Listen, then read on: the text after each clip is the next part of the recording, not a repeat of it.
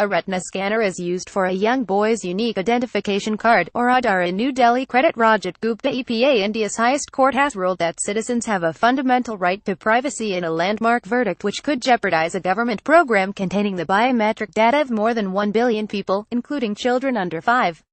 A special bench was set up to rule on the issue of privacy after a legal challenge was launched against Aadhaar, the world's largest biometric ID card program, introduced by the Indian government in 2009. The program requires citizens to submit fingerprints, iris scans, and a facial photo in exchange for a 12-digit number and an ID card. The government denied suggestions that Aadhaar posed a threat to civil liberties, saying that there is no absolute right to privacy.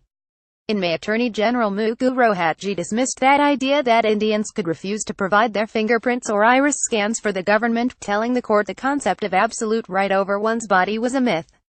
An Indian man gives his finger's impression for enrollment of unique identification card. Credit Rajat Gupta. But on Thursday, the 9 judges unanimously ruled that the right to privacy is a fundamental right.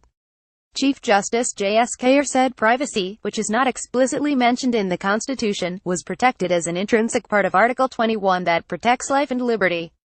Legal experts saw the case as a test of India's democracy, while civil liberties campaigners have hailed the verdict as a milestone.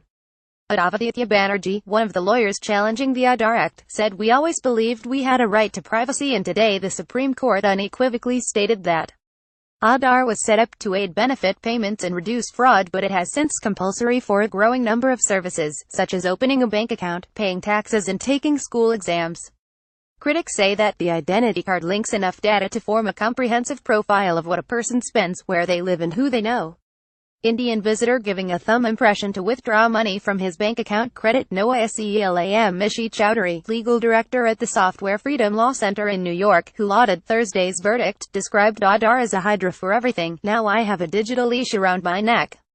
The judges took into consideration the risk of this data being misused in the challenge of protecting information in the Internet era. Aadhaar data has previously been leaked in security breaches.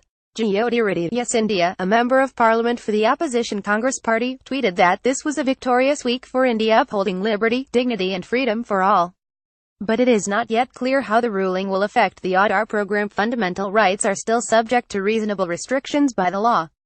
Defeated in their claim that there is no fundamental right to privacy, the Indian government will now have to argue that the restriction placed on privacy by Aadhaar is not unreasonable.